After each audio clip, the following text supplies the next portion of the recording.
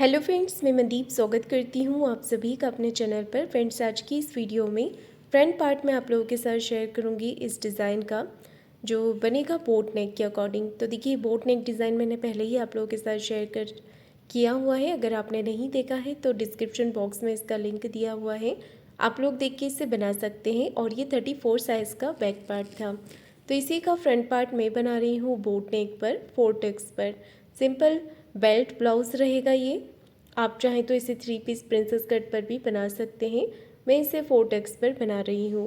तो back part की total लंबाई मैंने रखी थी 14.5 इंच, 13.5 लेंथ मुझे इसकी तैयार रखनी थी। और फ्रंट पार्ट में आपको लेना होगा 1 इंच बढ़ाकर। फ्रंट पार्ट की टोटल लेंथ रहेगी 15.5 इंच। 15.5 इंच पे मैंने एक मार्किंग कर ली है। आधा इंच मैंने अपनी तरफ से लिया है हाई हुक की पट्टी के लिए। इसे छोड़ते हुए ही सारी मार्किंग आपको करनी है। तो यहाँ पर शोल्डर एंड आर्म होल लेंगे 34 साइज़ में बोट नेक के अकॉर्डिंग। मैंने लिया है 7 inch. Shoulder and arm hole लेंगे 7 इंच। इस तरीके से मार्किंग हमें कर लेनी है। और इसके बाद हमें चेस्ट का 4th पार्ट लेना है। तो 34 साइज़ का 4th पार्ट होगा 8.5 इंच। 8.5 इंच पर मैंने यहाँ पर मार्किंग कर दी है। इसके बाद हमें आर्म होल की गोलाई कर देनी है इस तरीके से। आधा इंच का शोल्डर को डाउन रखेंगे क्योंकि ये बोट नेक ब्लाउज है। कमर का मेजरमेंट लेंगे। कमर है 28 इंच, उसका चौथा भाग होगा यहाँ पर 7 इंच। और 1.5 इंच का एक्स्ट्रा रखा है मैंने मार्जिन। ये फ्रंट पार्ट की मार्किंग नॉर्मल हमने कर ली है। अब इसमें एक्स्ट्रा क्या क्या बढ़ाना है आपको वो देखिएगा। सबसे पहले आपको 0.75 अंदर की तरफ मार्क करना है। 1.25 इंच अंदर की तरफ लेते हुए मार्किंग करेंगे। आर्म होल की गोलाई करेंगे इस तरीके से। इसके बाद हमने यहाँ से साइड से हमें एक्स्ट्रा मार्जिन चाहिए, तो नीचे की तरफ से 1.5 इंच एक्स्ट्रा लेंगे, ऊपर की तरफ से आधा इंच एक्स्ट्रा लेंगे और इसे नीचे की तरफ मिला देंगे इस तरीके से। इसके बाद मैं यहाँ पर बेल्ट के लिए मार्किंग कर रही हूँ। तो बेल्ट आपको यहाँ पर 3 इंच पे एक मार्किंग करनी है, फिर 3 इंच पे एक मार्किंग कर देनी है। दोनों तरफ से 3-3 इंच पे मार्क करने के बाद हमें इसे शेप देना है। शेप आप दीजिएगा यहाँ पर 1 इंच ऊपर की तरफ लेंगे यहाँ से और हल्के हाथों से इस तरीके से मिला देंगे। 1 इंच लिया है, ऊपर की तरफ मिला दिया है। यहाँ से आपको हाफ इंच लेना है, आधा इंच लेकर ऊपर की तरफ मिला देना है इस तरीके से। तो इससे हमारे बेल्ट में शेप अच्छा आता है और ये दिखने में भी अच्छा लगता है। इसके बाद अब देखिए, यहाँ पर हमें बेल्ट को कम कर देना है। साइड से हम जो बढ़ा कर लेते हैं मार्जिन वो 4 टक्स के लिए लेते हैं, इसलिए बेल्ट से कम कर दिया है। गले की चौड़ाई रखी है मैंने यहाँ पर 4 इंच। गले की लंबाई रखी है 5 इंच। 5 से 5.5 इंच आप ले सकते हैं बोट नेक ब्लाउज़ में। और यहाँ पर देखिए, इस तरीके से मैंने इसे शेप दे दिया है। तो हल्का राउंड शेप देना है। और अब हमने कर लेना है इस पैटर्न की कटिंग। मार्किंग मेरी पूरी कंप्लीट हो गई है। इसे कट करने के बाद हम 4 टक्स की मार्किंग यहाँ पर करेंगे। तो इस तरीके से हमें इसे कट कर देना है।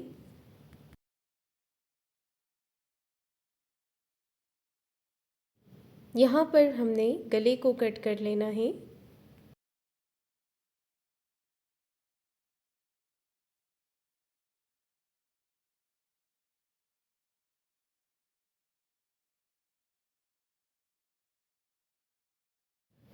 तो देखिए, इस तरीके से मैंने यहाँ पर इसकी कटिंग कर दी है। अब यहाँ पर हमने 4 टक्स के लिए मार्किंग करनी है। यहाँ पर लेंगे 4 इंच और लेंथ में रखना है 2 इंच। दोनों तरफ से हाफ हाफ इंच लेते हुए इसे मिला देंगे इस तरीके से।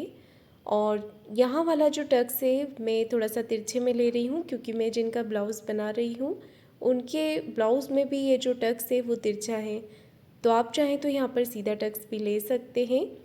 सीधा टक्स लेने के लिए इस पैटर्न का आपको सेंटर मार्क करके लेना है। और यहाँ पर देखिए, इस तरीके से तिरछा मार्क करने के लिए नीचे से मैंने 2 इंच लिया है, फिर हमें इसे यहाँ पर मिला देना है इस तरीके से। और यहाँ पर भी 2 इंच आ रहा है, तो 2 इंच हमने यहाँ पर भी ले लेना है और इसे कमर की तरफ मिला देना है इस तरीके से। अब बचा आर्म होल्स तरफ वाला प्लेट्स, तो यहाँ पर भी आप नाप करके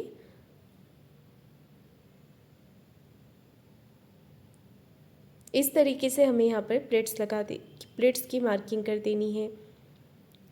जब आप ये मार्किंग करते हैं तो यहाँ पर देखिए प्लेट्स की जो मार्किंग है वो एकदम राउंड सर्कल में आनी चाहिए, बीच में एक गोला जैसा बनना चाहिए इस तरीके का। तो मार्किंग मैंने यहाँ पर कंप्लीट कर दी है। इसके बाद हमने छोटे छोटे कट यहाँ पर लगा लेने हैं ताकि दूसरी तरफ भी मार्किंग करने में हमें आसानी रहे।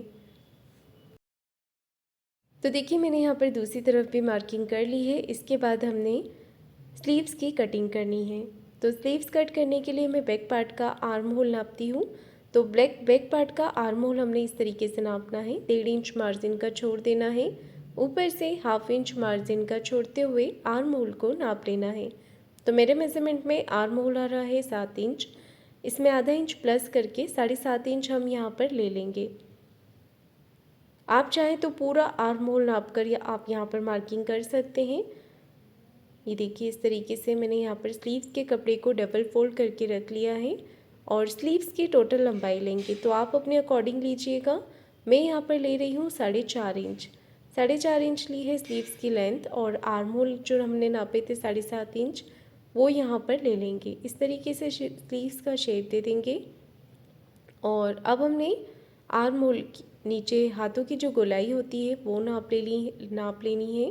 1.5 इंच एक्स्ट्रा नाप कर यहाँ पर मार्किंग कर देनी है। इस तरीके से स्लीव्स का शेप देने के बाद हमने इसे कट करना है, सेंटर में एक छोटा कट लगाना है। इसे खोल करके हम फ्रंट पार्ट के लिए जो गहराई होती है वो करेंगे। तो आधा इंच की गहराई हमने यहाँ पर इस तरीके से कर लेनी है। इसके बाद हमने इसे कट कर देना है, साथ ही साथ मार्किंग ज़रूर कर लें ताकि स्लीव्स को जोड़ते समय आपको पता रहेगा कि ये वाला पैटर्न आपका फ्रंट में ही आएगा। सारे पार्ट को मैंने यहाँ पर मेन फैब्रिक पर रखकर कट कर लिया है। तो चलिए अब हम करेंगे इसकी स्टिचिंग। तो सबसे पहले आपको यहाँ पर दोनों पार्ट को आमने सामने की तरफ रख लेना है और अच्छे से चारों तरफ से सिलाई लगाकर इसे मेन कपड़े के साथ अटैच कर देना है। मैं मेन कपड़ा हमेशा थोड़ा बढ़ाकर ही कट करती हूँ ताकि जोड़ने के बाद इसमें अच्छे से फिनिशिंग आए। एक्स्ट्रा कपड़े को कर दिया है मैंने यहाँ पर कटिंग और दूसरा वाला पार्ट भी हमने इसी तरीके से तैयार कर लिया है। तो दोनों पार्ट तैयार करने के बाद हमने इसमें प्लेट्स भरनी है। प्लेट्स आप इस तरीके से लीजिएगा, जो हमने मार्किंग की है उसी के अकॉर्डिंग। तो ये वाली प्लेट्स की मार्किंग हमने की थी। यहाँ पर कितना मार्जिन लेना है आपको पहले तो इसे इस तरीके से पकड़ लेना है। उसके बाद यहाँ पर एक पैर का मार्जिन कवर करते हुए कॉर्नर पे उतारते हुए सिलाई लगानी है। बाकी तीनों प्लेट्स भी हमने इसी तरीके से लगा लेनी है। तो ये पार्ट हमारा कंप्लीट हो जाएगा प्लेट्स वाला। इसके बाद हमने दूसरे पार्ट पर भी इसी तरीके से प्लेट्स लगा लेनी है। आप देख सकते हैं ये फिनिशिंग के साथ लगी है और यहाँ पर पफ भी अच्छा आया है। दोनों स्लिप प्लेट्स की जो मार्किंग है वो आमने सामने की तरफ आनी चाहिए, इस बात का आप ध्यान रखिएगा। इसलिए बीच बीच में दोनों पार्ट को आप सिलाई करते समय नापते जाइएगा ताकि बराबर रहे। इसके बाद मैंने दूसरा पार्ट भी तैयार कर दिया है और अब मैं अटैच कर रही हूँ बेल्ट। बेल्ट को मेन कपड़े के साथ अटैच करना है इस तरीके से। इसका भी हमने साइड से एक्स्ट्रा फैब्रिक कट करके निकाल देना है।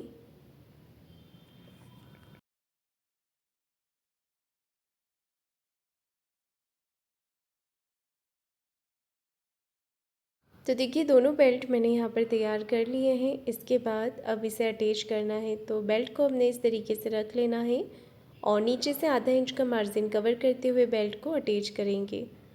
बेल्ट पे डबल सिलाई ज़रूर लगाइएगा और अच्छे से मैंने यहाँ पर बेल्ट को अटैच कर दिया है। इसके बाद अब मैं यहाँ पर दूसरी पार्ट का जो बेल्ट है उसे भी अटैच कर देती हूँ। प्लेट्स को आप नीचे से फोल्ड करते हुए आगे की तरफ रखें और इस तरीके से हमने इस पर डबल सिलाई लगा ली है। अब मैं हाई हुक की पट्टी लगा रही हूँ, तो आप अपनी पसंद से किसी भी तरफ इसे लगा सकते हैं। मैं इस तरफ से लगा रही हूँ। तो यहाँ पर देखिए पट्टी को इस तरीके से आपको अटैच करना है नीचे की तरफ रखते हुए और आधा इंच का मार्जिन कवर करते हुए इसे सिलेंगे जो हमने कटिंग करते समय लिया था। इसके बाद इसे ऊपर की तरफ फोल्ड करते हुए सिलाई लगाएंगे। एक सिलाई कॉर्नर की लगानी है। दोनों तरफ मैंने इस पर सिलाई लगाई है और ये फिनिशिंग के साथ अटैच हो गई है। दूसरी तरफ मैं लगा रही हूँ हुक की पट्टी। हुक की पट्टी आप सिंगल कपड़े में भी ले सकते हैं या फिर डबल करके भी आप ले सकते हैं। आधा इंच का मार्जिन कवर करते हुए हमने पट्टी को अटैच करना है। एक सिलाई इस तरफ करते हुए लगाएंगे, फिर हम इसे अंदर की तरफ फोल्ड कर लेंगे और ये पट्टी तैयार हो गई है। हाई हुक की पट्टी लगाने के बाद आप एक बार इसे इस तरीके से रख लें और बराबर करके हम यहाँ पर चेक करना है। तो जब भी आप ये दोनों पार्ट बनाते हैं उसी समय बराबर रखते हुए इन्हें बार बार आपको चेक करना होता है जब भी आप कोई पार्ट अटैच करते हैं या सिलाई लगाते हैं तो, ताकि ये ऊपर नीचे ना हो। यहाँ पर गले पर मैंने उरेब पट्टी अटैच की है, तिरछी पट्टी कट करनी है 1.25 इंच की और इस तरीके से अटैच करना है। कट लगाते जाएंगे ताकि इसे फोल्ड करने में आसानी रहे। तो ये गला भी बनके तैयार हो गया है। उरेब पट्टी लगाते समय आप इसे खींचे ना, ढीला छोड़ते हुए ही लगाइएगा। गला बिल्कुल फिनिशिंग के साथ बना है। और यहाँ पर देखिए दूसरे वाले नेक पर भी मैंने पट्टी को अटैच किया है। बराबर करके चेक कर लेना है कहीं से कोई पार्ट बड़ा छोटा तो नहीं हो रहा है तो नीचे से कट कर लें। इसके बाद मैं लगा रही हूँ नीचे की तरफ कमर पट्टी। कमर पट्टी मैंने इस तरीके से यहाँ पर अटैच कर दी है, नीचे से आधा इंच का मार्जिन कवर करते हुए। और अब हमने यहाँ पर पट्टी को सिलाई लगा देनी है। आप तुरपाई भी कर सकते हैं। ये देखिए इस तरीके से। इसके बाद दोनों पार्ट तैयार कर लिए हैं। इसके बाद मैं स्लीव्स तैयार कर रही हूँ। तो स्लीव्स को मेन फैब्रिक को आपको नीचे रख लेना है और इसके ऊपर अस्तर के कपड़े को इस तरीके से रखते हुए हमें एक कॉर्नर की सिलाई लगा देनी है। ये देखिए इस तरीके से, और इसके ऊपर यहाँ पर एक कॉर्नर की सिलाई लगा लेंगे।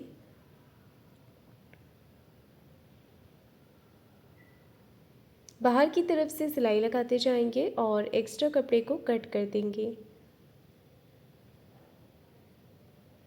तो ये स्लीव्स भी तैयार हो गई है। इसे डबल फोल्ड करके चेक कर लेंगे, कहीं से कोई पार्ट बड़ा छोटा हो रहा है तो कट करके बराबर कर देंगे। इसके बाद अब हमें क्या करना है, देखिए दोनों पार्ट को इस तरीके से रख लेंगे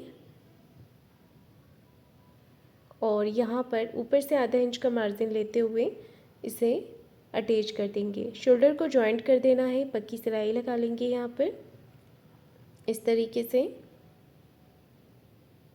अब हमें स्लीव, ये जो ब्लाउज़ है इसका एक्स्ट्रा पार्ट कट करना है, इसे बराबर करना है। तो बैक पार्ट का सेंटर मार्क करेंगे यहाँ पर इस तरीके से और बराबर से रखते हुए आपको चेक करना है कहाँ से एक्स्ट्रा पार्ट निकल रहा है। तो बैक पार्ट का आर्म होल्स तरफ से मेरा एक्स्ट्रा पार्ट निकल रहा था, उसे मैंने छाट करके बराबर कर दिया है।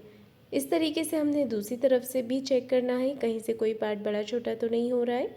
इसके बाद हमने स्लीव्स को अटैच करना है। तो सेंटर से स्लीव्स को अटैच करेंगे आधा इंच का मार्जिन कवर करते हुए और स्लीव्स पे डबल सिलाई ज़रूर लगाइएगा। तो ये पार्ट मेरा कंप्लीट हो गया है। देखिए इस तरीके से दूसरी तरफ भी मैंने स्लीव्स को अटैच कर दिया है।